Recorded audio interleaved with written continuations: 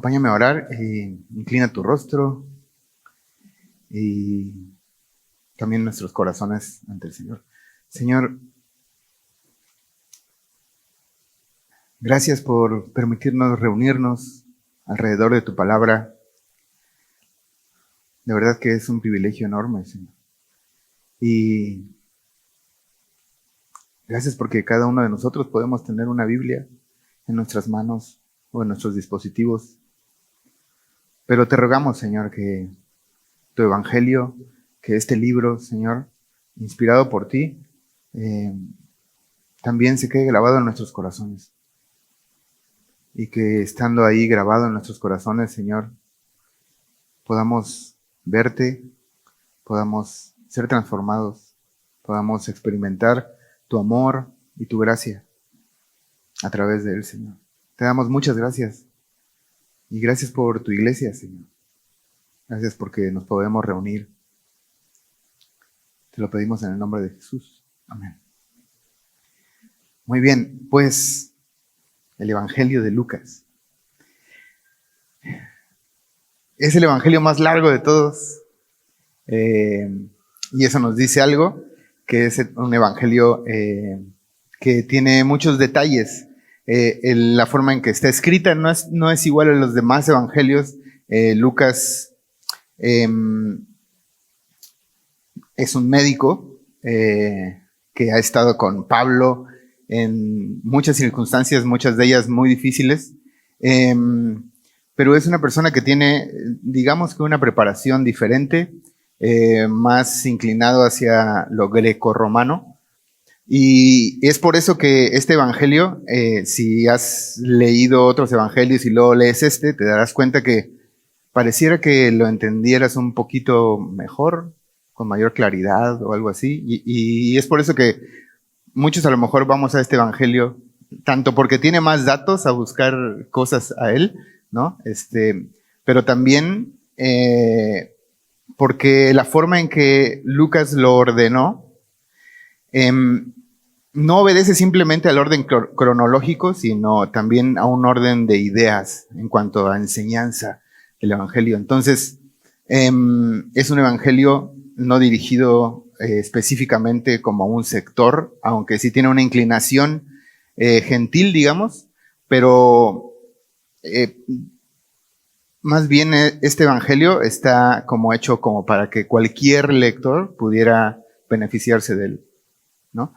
Por eso también hay partes que son un poco más arraigadas hacia la cultura judía y la ley y todo, que Lucas pues no las pone, ¿no? Pero acentúa otras en las cuales nos podemos identificar más. Y bueno, está escrito alrededor del año 60, 63, por ahí. Y a lo que nos llama Lucas en este evangelio es a ver de forma muy especial el hecho de que es necesario que creamos en el Hijo de Dios. Es necesario que creamos en Jesucristo. Y lo hace de esta forma, de una forma ordenada. Y vamos a entrar al texto porque mucho de eso nos lo dice esta primera parte del verso 1 al verso 4. Dice: puesto que ya muchos han tratado de poner en orden la historia de las cosas que entre nosotros han sido ciertísimas, tal como nos lo enseñaron los que desde el principio lo vieron con sus ojos y fueron ministros de la palabra. Esto quiere decir que sirvieron a la palabra. Por ejemplo, había personas que memorizaban la escritura para entregarla, ¿no? Llevarla a otro lugar o para que se escribiera, personas dedicadas a la palabra de Dios, y se refiere a este tipo de personas, ¿no? Dice, y fueron ministros de la palabra. Dice, me ha parecido también a mí en el verso 3, después de haber investigado con diligencia todas las cosas desde su origen, escribírtelas por orden, excelentísimo, Teófilo, para que conozcas bien la verdad de las cosas en las cuales has sido instruido. Entonces, vemos aquí este propósito, ¿no? Conocer bien la verdad de lo que ya ha sido instruido. Le dice a Teófilo, este hombre Teófilo, su nombre significa amado por Dios. Y muchos comentaristas, muchos eruditos bíblicos, dicen que probablemente Teófilo estaba financiando esta investigación, ¿no? Y este libro, este evangelio. Algo también que debes de saber es que este libro es un solo libro, el Evangelio de Lucas y Hechos. Nada más que como si estuviera en 2 tomos, pero es una sola obra. Entonces, al parecer, Teófilo está, pues, ayudando a que toda esta investigación se haga, que Lucas pueda recabar toda esta información, y Lucas se da a la tarea de esto, de hacerlo con diligencia, dice. Y llama la atención que dice que cosas que, dice el verso 2, desde el principio lo vieron con sus ojos y fueron ministros de la palabra. También nos hace ver que Lucas no solamente investigó entre los escritos que había de Jesús, sino que muy seguramente estuvo entrevistando a testigos oculares como su mamá, ¿no? Como el hermano de Jesús, y discípulos que estuvieron cerca. Entonces, de verdad que es una obra literaria riquísima e inclusive es reconocida por eso, porque la forma en que Lucas escribió este evangelio tiene no solamente una riqueza en el conocimiento, obviamente, ¿no?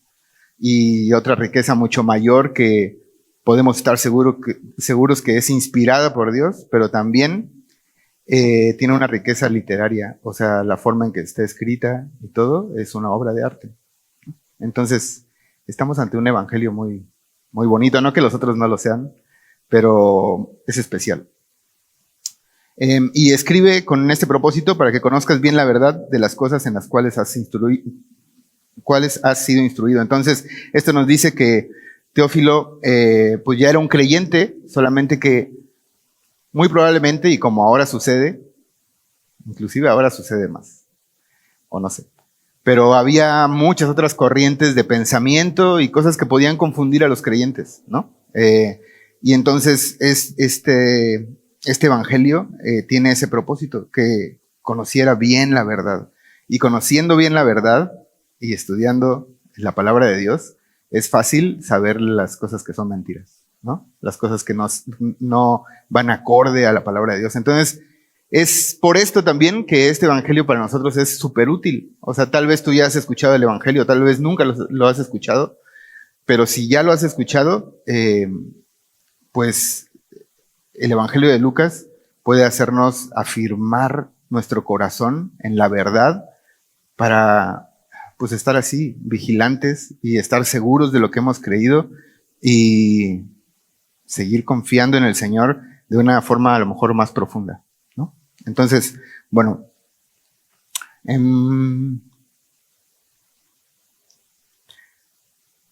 este libro lo vamos a dividir en 3 porciones, 3 o 4. La primera que vamos a iniciar hoy es la preparación para la llegada de Jesús. Y esto es del capítulo 1, 5 al capítulo 4, verso 13. La segunda parte son los hechos de Jesús en Galilea, y esto nos va a llevar del capítulo 4, verso 14, al 9, verso 50. El tercero es el viaje de Jesús hacia Jerusalén, del capítulo 9, verso 51, al capítulo 19, verso 27. Y la cuarta es la entrada triunfal, la muerte y la resurrección de Jesús, del capítulo 19, verso 28, al 24, verso 53. Hoy vamos a ver el primer capítulo, y es el anuncio y nacimientos de Juan y de Jesús. Y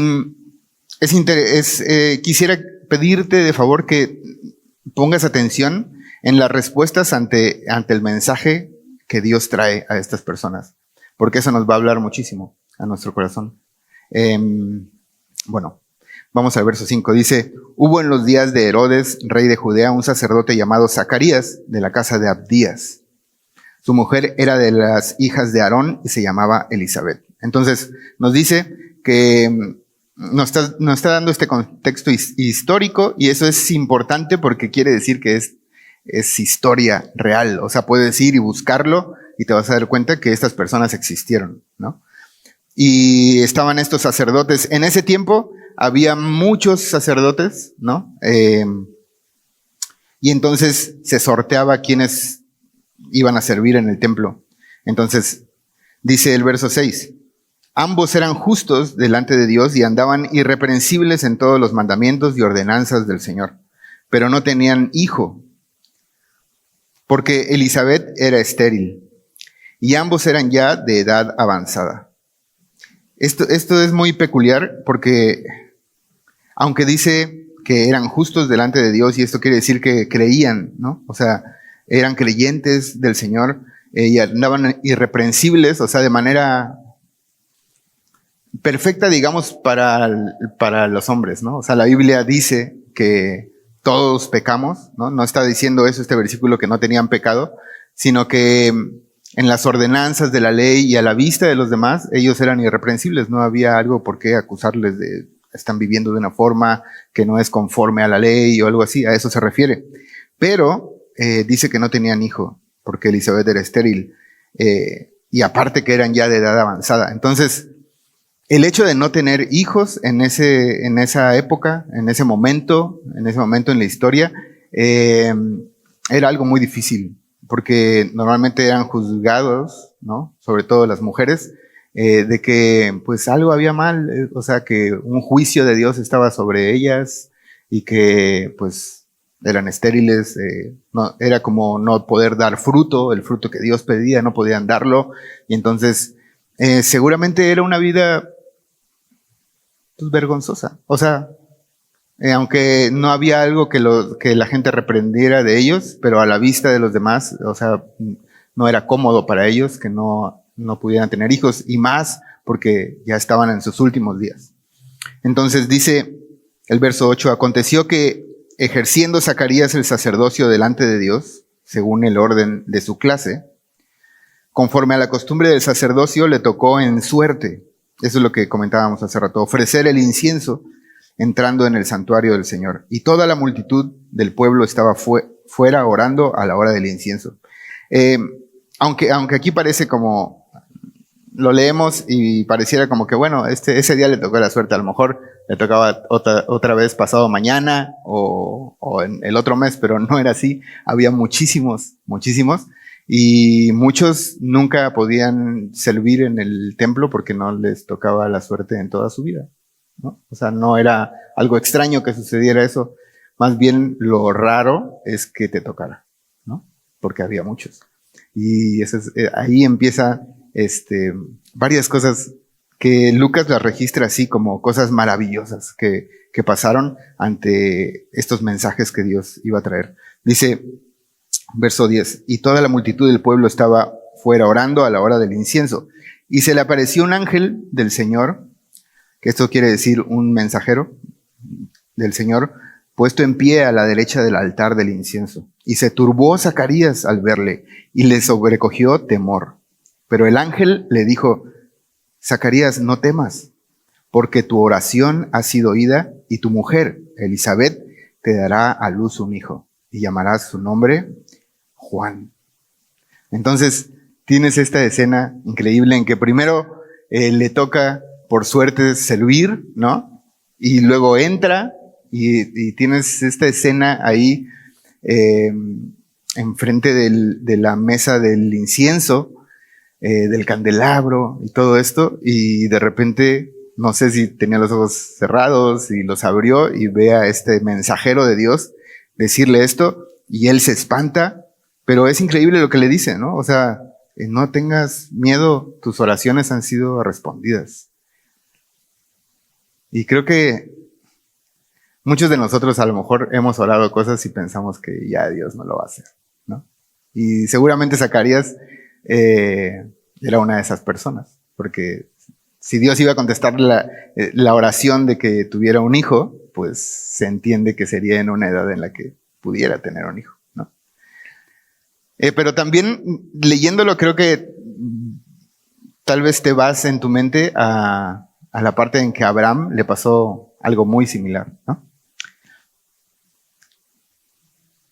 Y bueno, dice el verso 14, y tendrás gozo y alegría, y muchos se regocijarán de su nacimiento, porque será grande delante de Dios. No beberá vino ni sidra, y será lleno del Espíritu Santo, aún desde el vientre de su madre. Y hará que muchos de los hijos de Israel se conviertan al Señor, Dios de ellos. E irá delante de él con el espíritu y el poder de Elías, para hacer volver los corazones de los padres a los hijos, y de los rebeldes a la prudencia de los justos, y para preparar al Señor un pueblo bien dispuesto. Y el ángel le da el propósito, y ahora sí que el hijo que va a tener. Y su oración, la verdad, viéndola desde aquí, fue contestada con creces, ¿no? O sea, no iba a tener solo un hijo, sino iba a tener un hijo profeta, y que aparte iba a preparar el camino del Mesías. Y eso era algo muy importante. En esos tiempos era común que cuando un rey venía hacia un lugar, había un contingente adelante que venía anunciando que atrás venía el rey. Entonces, parece, o más bien Dios toma esta figura, ¿no?, que para ellos era conocida, y es la forma en que Jesús va a entrar, ¿no?, en escena, con este profeta adelante anunciando, ahí viene el rey atrás. Y básicamente es eso lo que Juan vino a hacer. Más adelante lo vamos a ver en la vida de Juan, pero no viene como a lo mejor, no sé si alguna vez lo pensaste, pero no viene a que las personas, a perdonarle los pecados a las personas, o a hacer personas buenas para que, como ya viene Jesús, para que no se enoje con ellos. ¿Me entienden? O sea, no es ese propósito, sino más bien el propósito es anunciar, viene atrás de mí alguien que les va a perdonar sus pecados. O sea, no soy yo, pero se los estoy anunciando. Y aunque lo llamaba el arrepentimiento, esta profecía nos lleva a Malaquías. Si quieres apúntalo, Malaquías 4, versos 5 y 6. Y en esta profecía, vamos a leerlo, está aquí cerquita.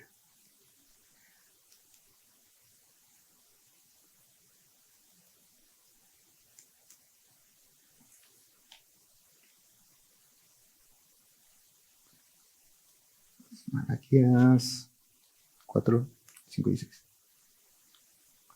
Dice, he aquí, yo os envío el profeta Elías antes que venga el día de Jehová, grande y terrible. Él hará volver el corazón de los padres hacia los hijos y el corazón de los hijos hacia los padres, no sea que yo venga y hiera la tierra con maldición. Entonces, ese era el propósito de Juan.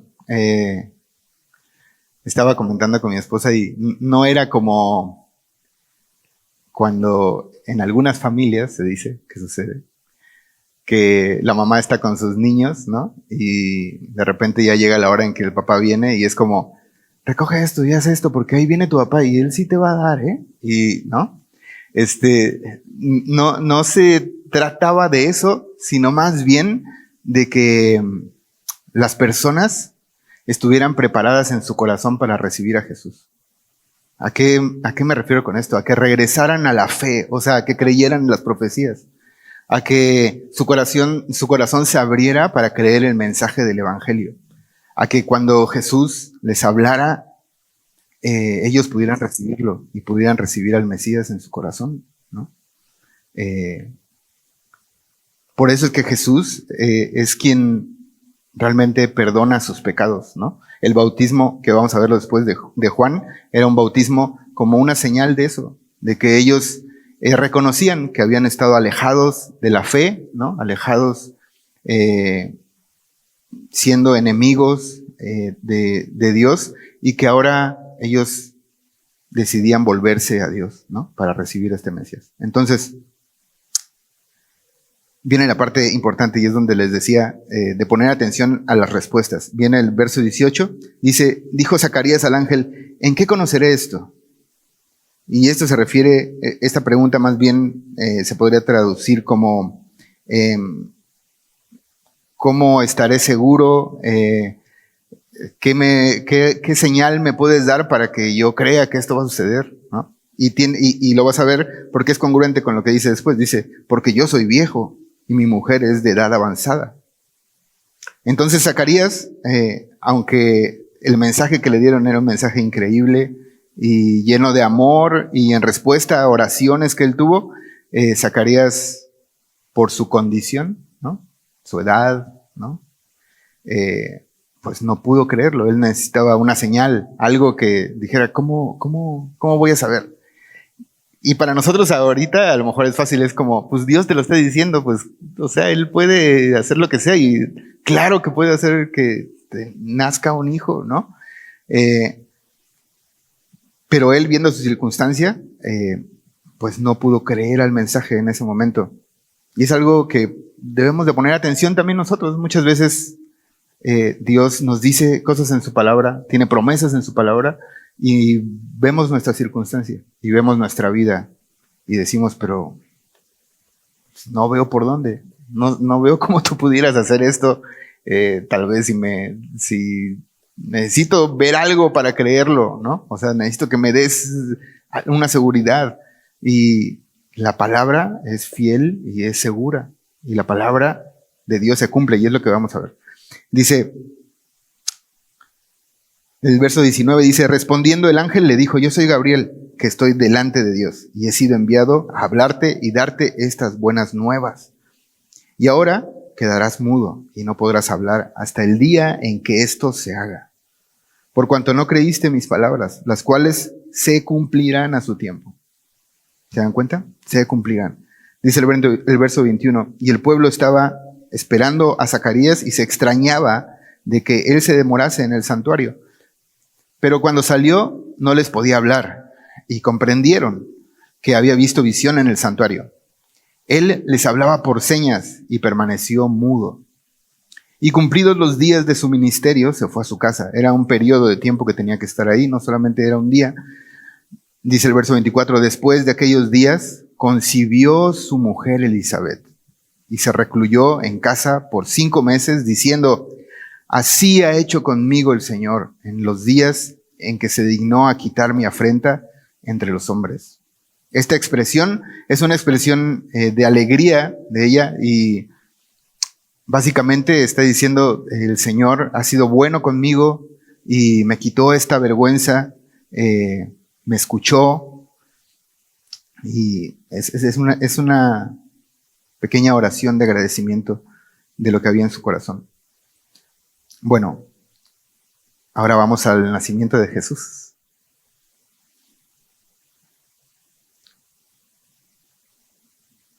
Verso 26 dice, al 6º mes el ángel Gabriel fue enviado por Dios, es el mismo ángel, a una ciudad de Galilea llamada Nazaret, que por cierto era una ciudad muy pobre, una ciudad en la que no te esperarías que fueran a suceder estas cosas que van a suceder. Me gusta a veces imaginar un poco lo que dice el texto, porque me ayuda a asombrarme de las cosas que Dios hace. Porque a veces oímos mucho Nazaret, ¿no? Y se nos vuelve como una palabra que no tiene un significado muy amplio, no lo podemos visualizar. Pero básicamente, me imagino que tú conoces muchas colonias que no te gustaría pasar por ellas, o tal vez vives en una que, pues no, o sea, dices, qué padre que mi casita, pero sí no es una colonia padre, ¿no? En comparación con otras colonias, ¿no? En comparación con otros lugares que dices, wow, aquí vive gente importante, wow, aquí está padrísimo, está lindísimo, aquí es donde quisiera vivir, ¿no? Aquí han de pasar cosas padrísimas, ¿no?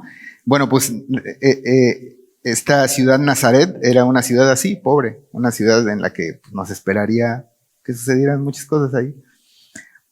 Pero dice que ahí llegó el ángel Gabriel. Dice el 27, a una virgen desposada, o sea, comprometida, con un varón que se llamaba José, de la casa de David. Esto es importante porque las profecías indican que el Mesías vendría de la casa de David. Dice, y el nombre de la Virgen era María. Verso 28, y entrando el ángel en donde ella estaba, dijo, salve muy favorecida. Este es un saludo como para personas muy especiales. Salve muy favorecida, el Señor es contigo, bendita tú entre las mujeres. Mas ella, cuando le vio, se turbó, pero por sus palabras, dice, y pensaba, ¿qué salutación sería esta? Entonces el ángel le dijo, María, no temas, porque has hallado gracia delante de Dios. Y aquí vemos algo importante. En primera, vemos la humildad de María, ¿no? Ella no estaba acostumbrada a este tipo de saludos, ya que la trataran así de bonito y con palabras tan importantes, tanto que se turba por esto, como, ¿qué es este saludo? Si yo soy una muchacha. O sea, y era, la verdad, muchos estudiosos de la Biblia aseguran que, o sea, era una muchacha muy joven, ¿no? Y era una muchacha muy joven de un lugar, pues, no muy favorecido, ¿no? Entonces, imagínate el contexto, imagínate que tú eres esa jovencita que vives en un lugar que, pues la verdad, cuando preguntan, ¿de qué colonia vienes, hermanita? Y tú, y eres la que como, híjole, no sé si decirle de qué colonia vengo, ¿no? Pues más o menos así, y Dios, pero dice aquí claramente el verso 30, has hallado gracia delante de Dios, ¿no? No fue realmente porque María tuviera algo, digamos, que mereciera, ¿no? Que Dios le visitara, sino es la gracia de Dios. Y eso nos habla no nada más a ella, sino a todos nosotros, ¿no? Cada vez que Dios nos habla, cada vez que abrimos su palabra, cada vez que recibimos un mensaje de Él, es su gracia por la que lo podemos recibir, es su favor inmerecido en nosotros, no es por ningún mérito de nosotros. Dice el verso 31, ahora concebirás en tu vientre y darás a luz un hijo, y llamarás su nombre Jesús. Esto quiere decir salvación. Verso 32, este será grande y será llamado Hijo del Altísimo, y el Señor Dios le dará el trono de David, su padre. Esto es una profecía en Isaías 9, verso 7. Verso 33 dice, y reinará sobre la casa de Jacob para siempre, y su reino no tendrá fin. ¿Qué es esto? O sea, de verdad, imagínate que vas a tener un hijo, ¿no? Pues, o sea, estoy comprometida, no estoy casada.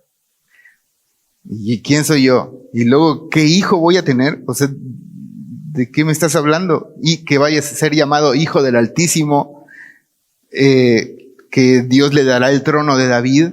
Todo eso apuntaba al Mesías, pero lo que más llama la atención es esto último, porque probablemente a lo mejor pensó, bueno, sí, pues va a ser el próximo rey de Israel, este hijo que voy a tener, wow, ¿no? Es bastante impresionante, pero, y su reino no tendrá fin. Esto no es normal, ¿no? Es como, ¿y su reino no tendrá fin? El único reino que no tiene fin es el de Dios. Y aquí están anunciando a María, a esta jovencita, que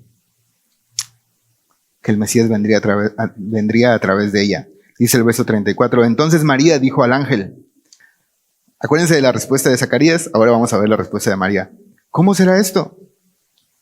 Y esto no se refiere a dame una señal para creerlo, sino simplemente está como pensando, ¿cómo le vas a hacer? O sea, al parecer esto ya es una respuesta que ha creído, aunque el mensaje es impresionantemente grande. Ella creyó, pero solo se pregunta, ¿y esto cómo va a suceder? Y checa lo que dice, pues no conozco varón. Verso 35, respondiendo el ángel le dijo, el Espíritu Santo vendrá sobre ti, y el poder del Altísimo te cubrirá con su sombra, por lo cual también el santo ser que nacerá será llamado Hijo de Dios.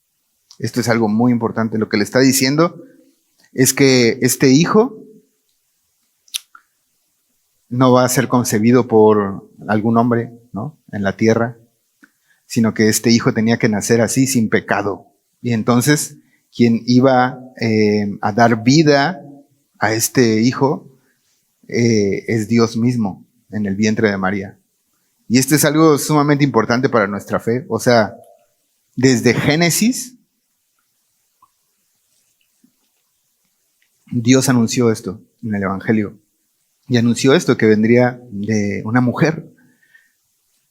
Y entonces, así como Adán fue creado por Dios y era sin pecado hasta la caída, hasta que pecó desobedeciendo a Dios, de la misma manera Jesús tendría que nacer en esas circunstancias, sin pecado. Porque Jesús es el Adán verdadero. Él va a cumplir perfectamente la voluntad de Dios en la tierra, lo que no pudo hacer Adán, y lo va a representar. Bueno, espero que haya quedado claro. Como que les veo como que los confundo más. Importante eso, solamente eso debemos de saber que quien le dio vida a este hijo fue Dios mismo, fue concebido por Dios. Dice verso 36, y he aquí, tu pariente Elizabeth, ella también ha concebido hijo en su vejez, y este es el 6º mes para ella, la que llamaban estéril, porque nada hay imposible para Dios. Ahí subraya en tu Biblia, porque nada hay imposible para Dios. Entonces María dijo, he aquí la sierva del Señor, hágase conmigo conforme a tu palabra. Y el ángel se fue de su presencia. ¿Te das cuenta de la respuesta de María? El corazón de María fue ensanchado. El corazón de María, al recibir este mensaje y creerlo, fue lleno de tal forma que ella, en humildad, cae a los pies del Señor creyendo este mensaje y dice, hazme tu esclava, haz conmigo lo que tú hayas decidido. Y qué bonito eso, cuando escuchamos la palabra de Dios, tener un corazón así, ¿no? Creo que es una oración que podríamos hacer para cada uno de nosotros, que cuando la Biblia nos habla, podamos tener un corazón así, haz conmigo como lo que tú has dicho, que se haga esto, tu voluntad, ¿no? Hazme tu esclavo. Y bueno, vamos al verso 39.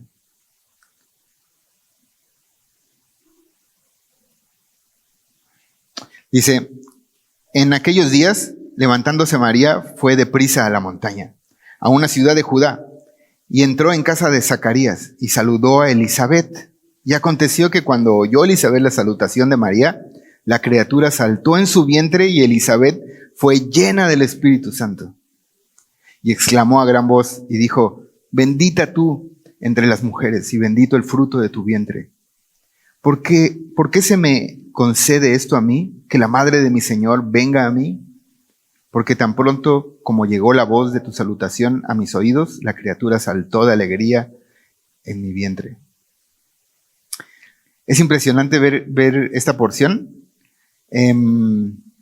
porque vemos esto, como cada vez que las personas deciden creer en el mensaje de Dios, el Espíritu Santo viene sobre ellas y causa un efecto muy peculiar, y es el mismo efecto que causa hoy en día cada vez que creemos a su palabra. Nuestros labios son abiertos y alabanza brota de nuestros labios, y la verdad de la palabra de Dios empieza a ser anunciada a otros, ¿no? Eso me hizo preguntarme cosas, porque muchas veces hay momentos en los que parece que en vez de que nuestros labios estén abiertos a esto, o que se nos haga fácil adorarle o hablar su verdad, ¿no? Parece que estamos como Zacarías, ¿no? Y ven ese contraste está ahí por eso. O sea, alguien no creyó y su boca fue cerrada. Pero los que creen, su boca es abierta y proclaman las verdades de Dios y la alabanza de Dios. Entonces, el creer o no al mensaje de Dios produce cosas en nosotros, ¿no? El creer a Dios trae a nosotros esa llenura del Espíritu Santo. Y bueno, si no, no vamos a acabar. Bueno, dice en el verso 45, y bienaventurada la que creyó, porque se cumplirá lo que le fue dicho de parte del Señor. Esto también es importante. Jesús recalca este versículo más adelante y dice que es bienaventurado el que cree en el mensaje de Dios, ¿no? Porque déjame te doy la cita, es Lucas 11, 27 y 28.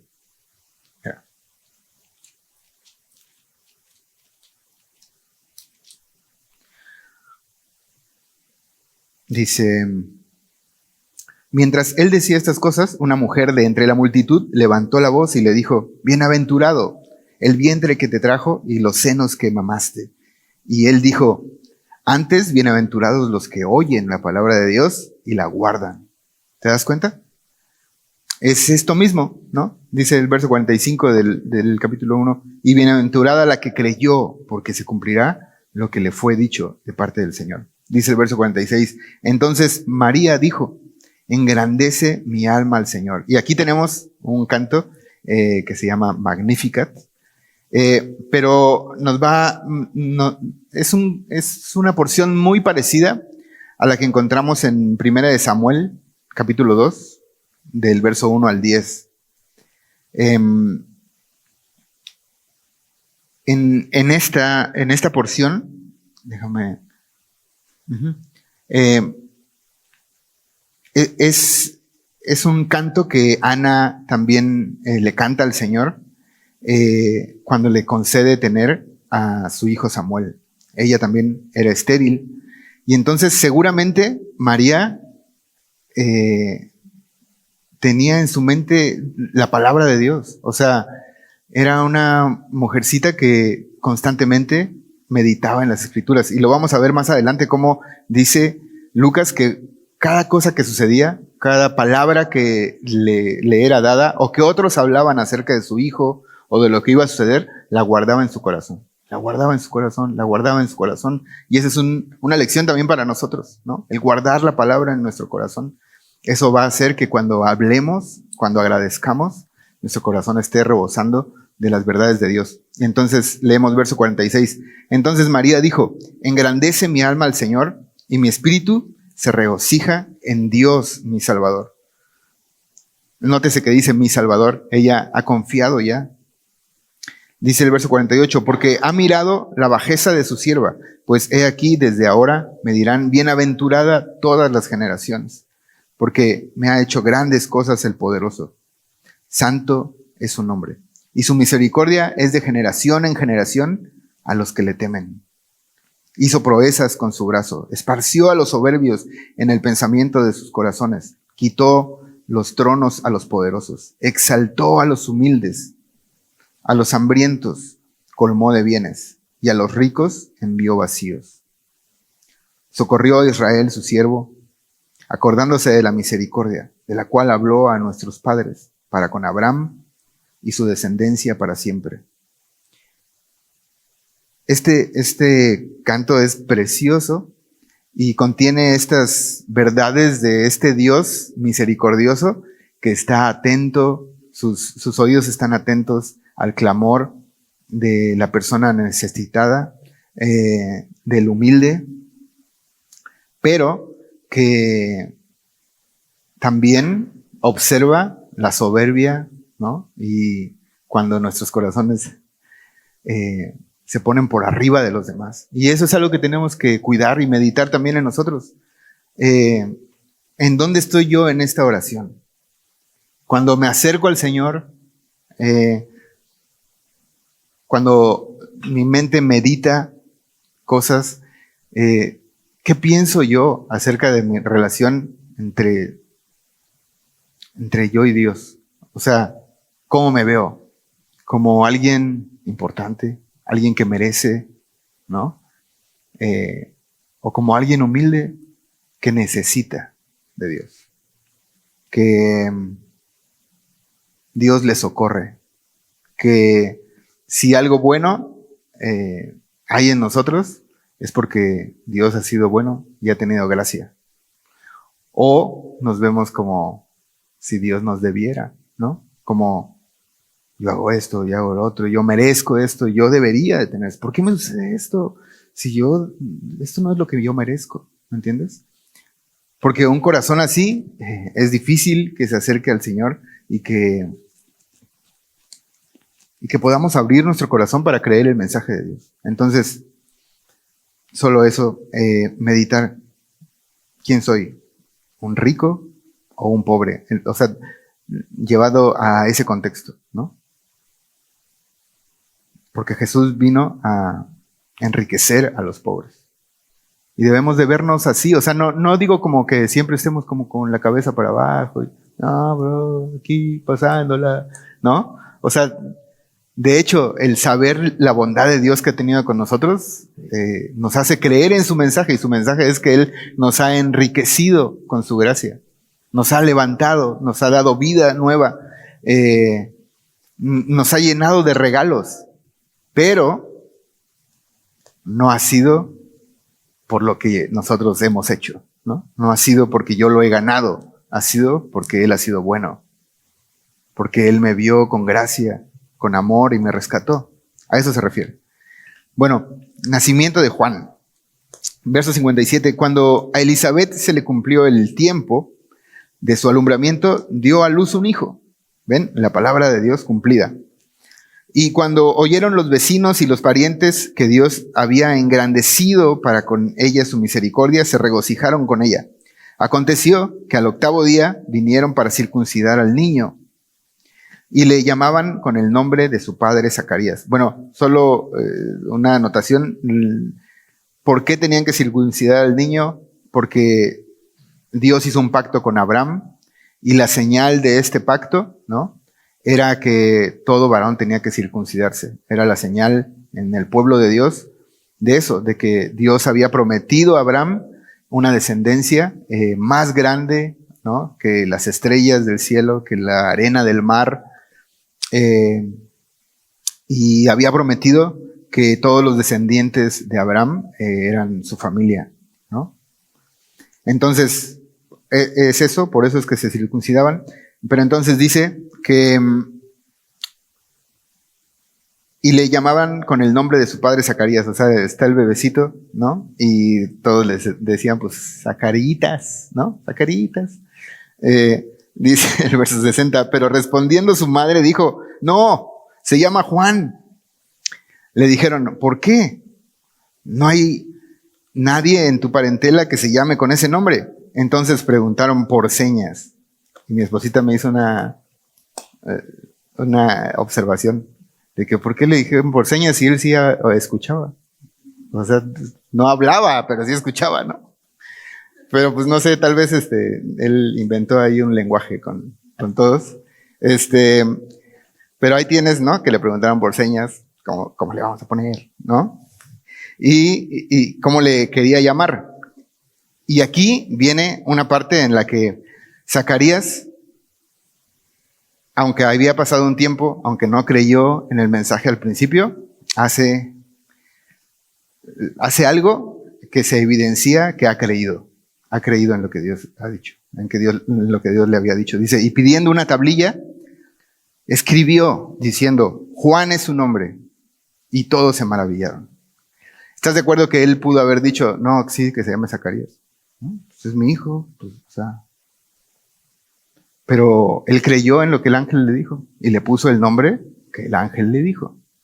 Entonces, dice el verso 64, al momento fue abierta su boca y suelta su lengua. ¿Se dan cuenta? Creyó y entonces pudo hablar. Y habló bendiciendo a Dios. ¿Te das cuenta? Eso es lo que sale de una boca que ha creído en la bondad de Dios, que ha creído en el mensaje de Dios. Dice verso 65, y se llenaron de temor todos sus vecinos, y en todas las montañas de Judea se divulgaron todas estas cosas. Y todos los que las oían las guardaban en su corazón, diciendo, ¿quién pues será este niño? Y la mano del Señor estaba con él. Dice verso 67, y Zacarías, su padre, fue lleno del Espíritu Santo. Ahí está, esa consecuencia del creer. Y profetizó diciendo, bendito el Señor Dios de Israel, que ha visitado y redimido a su pueblo. Y nos levantó un poderoso Salvador en la casa de David, su siervo, como habló por boca de sus santos profetas que fueron desde el principio, salvación de nuestros enemigos y de la mano de todos los que nos aborrecieron, para hacer misericordia con nuestros padres y acordarse de su santo pacto, del juramento que hizo a Abraham, nuestro padre, que nos había de conceder, que librados de nuestros enemigos, sin temor les serviríamos en santidad y en justicia delante de Él todos nuestros días.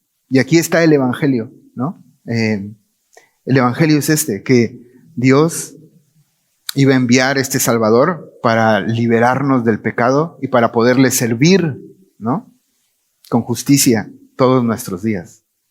Este es el Evangelio. Dios quiere rescatarnos de nuestra manera de vivir en la que estamos encarcelados en nuestros pecados para darnos libertad a una vida nueva, a una vida en la cual tenemos la libertad y el privilegio de servirle, de conocerlo, de adorarlo, de ver su palabra, ¿no? Todos esos son privilegios de una vida nueva. Y muchas veces esos privilegios los empezamos a ver pues como tareas, como cosas que tiene que hacer un cristiano, ¿no? Etcétera, etcétera. Pero la verdad es que esas son características de una vida nueva, una vida que no merecíamos, pero nos fue dado por el amor de nuestro Dios. Dice verso 76, y tú, niño, profeta del Altísimo, serás llamado. Le está hablando a su hijo. Porque irás delante de la presencia del Señor para preparar sus caminos. Ahí está el propósito, para preparar sus caminos, para dar conocimiento de salvación a su pueblo, para perdón de sus pecados, por la entrañable misericordia de nuestro Dios, con que nos visitó desde lo alto la aurora, para dar luz a los que habitan en tinieblas y en sombra de muerte, para encaminar nuestros pies por caminos de paz. Y el niño crecía y se fortalecía en espíritu y estuvo en lugares desiertos hasta el día de su manifestación a Israel. Esto de estuvo en lugares desiertos se refiere a su consagración.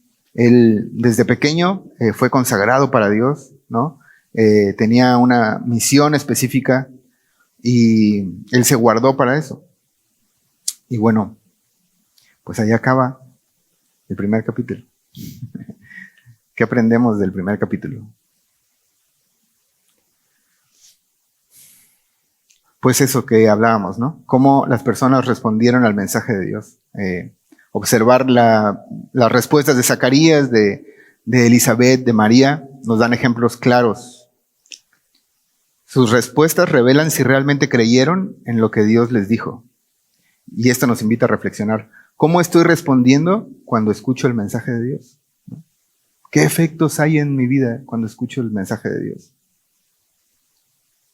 Porque digo, todos podemos decir, pues yo lo he escuchado y ellos también lo escucharon, pero el hecho de escucharlo no quiere decir creerlo, ¿no? Y cabe mencionar que la palabra creer al mensaje de Dios en la Biblia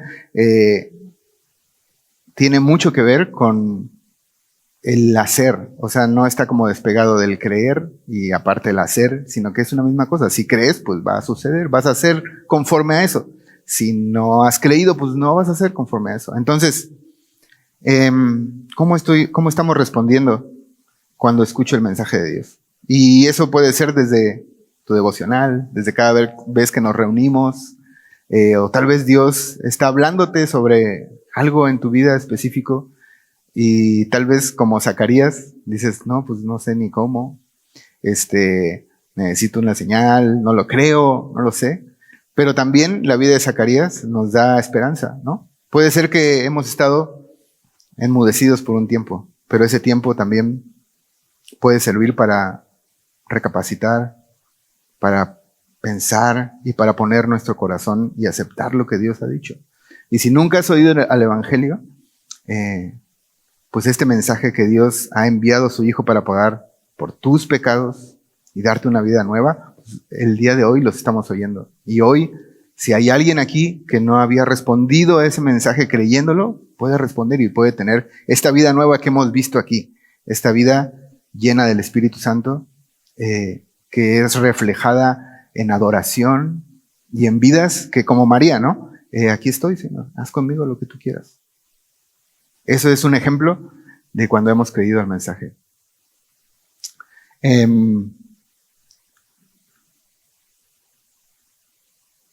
Otra cosa que aprendimos es que todo lo que Dios dice en los mensajes lo cumple, ¿no? Para algunos fue como se tardó mucho tiempo o no sé.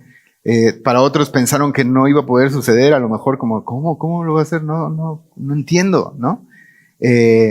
Pero Dios lo cumplió. Dios lo hizo tal como lo dijo. Y de eso podemos estar seguros cada vez que vamos a su palabra, ¿no? Así como Dios lo dice, así de increíble como lo dice, así como suena, ¿no?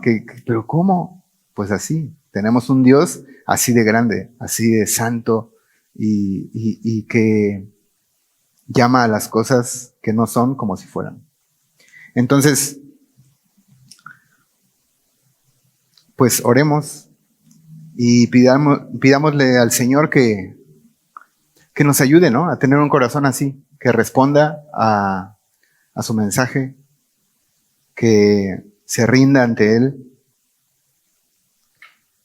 y que así podamos experimentar esta vida llena de su Espíritu en nosotros. Señor, gracias por este capítulo, Señor, y por este libro, por este evangelio precioso. Gracias por hablarnos el día de hoy a través de tu palabra. Y te pido, Señor, que nos ayudes a guardar este mensaje en nuestro corazón, pero también a responder a él creyendo. Hoy, Señor, nos has mostrado cómo lo que tú dices, por más increíble que se oiga, Señor, tú lo cumples y podemos estar seguros en ello. Y te pedimos que cada vez que abramos tu palabra o lo que tú nos has dicho hoy, Señor, podamos aceptarlo en nuestro corazón y decir así, heme aquí, siervo tuyo, haz conmigo conforme lo que tú has dicho. Te lo pedimos, Señor, en el nombre de Jesús. Amén.